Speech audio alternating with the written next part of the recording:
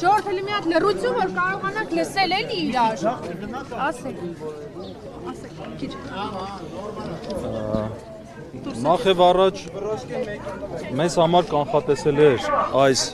դատավճիռը եւ այս պատժաչափն ու պատժատեսակ։ Եթե հիշեք, նախորդ մեր հանդիպման ժամանակ մոտավոր նույն բանը ասվեց։ Կները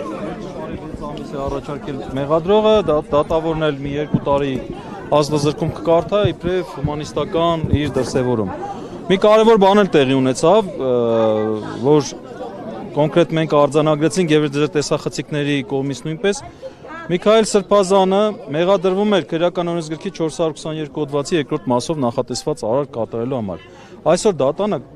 կարդալուց նրան մեղադրեց 442 հոդվածի երկրորդ մասով։ Լրիվ ուրիշ հոդված։ Ինչի մասին։ Բարձրաբան։ Այս հոդվածը լրիվ ուրիշ բանի մասին է, վերաբերում է Պաշտոնյա առանձի կողմից ապօրինի ձեռնարկատիրական գործունեությանը մասնակցելու։ Դատարանը ուրիշ հոդվածի մասին խոսեց հիմա։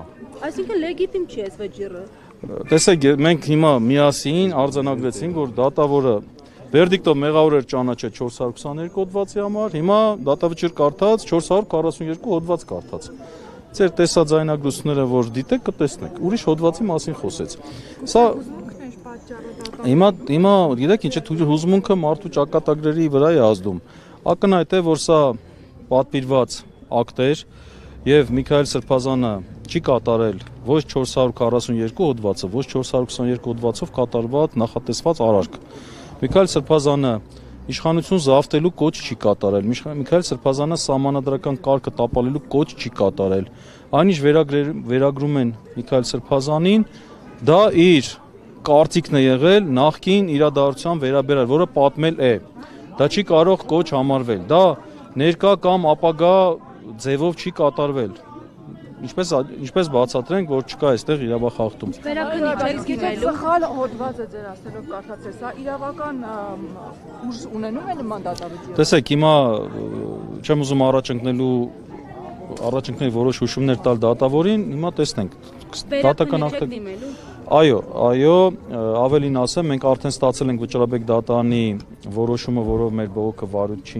ընդունել է մերժել է առաջի կալանքի հետ կապված եւ այդ մասով մենք նաեւ միջազգային ացան ենք դիմելու, եվրոպական դատան ենք դիմելու, այս դատավճիռը արդեն աշխատում ենք այդ ուղղությամբ, դատավճիռը անպայման բողոքարկվելու է վերաքննիչ ատյան, Միքայել Սրբազյանը նույնպես սպասում էր այս դատավճռին, այսինքն ինքն էլ էր ակնկալում, ինքը հոգեպես պատրաստ էր, այո,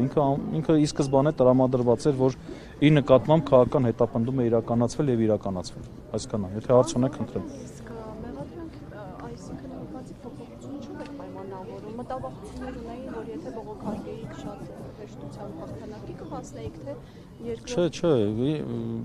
եկեք թողնենք, որ դատավորը պատասխանի այդ հարցին։ Ձեր պրակտիկայում շատ է լինում, երբ ասենք վճիռը կարդալուց ուրիշ հոդված են ասում, բայց Իմ պրակտիկայում առաջի դեպքն է, որ արքեպիսկոպոսի նման անհիմն մեղադրանքով դատապարտում են։ Առաջի դեպքն է իմ պրակտիկայում։ Պարոն Ահարոնյան, ձեր դիտարկումները լսենք, ձեզ համար էլ էր սպասելի, որովհետև հանրային շրջանակները մինչև վերջ հույս ունեին, որ այս քայլին չի գնա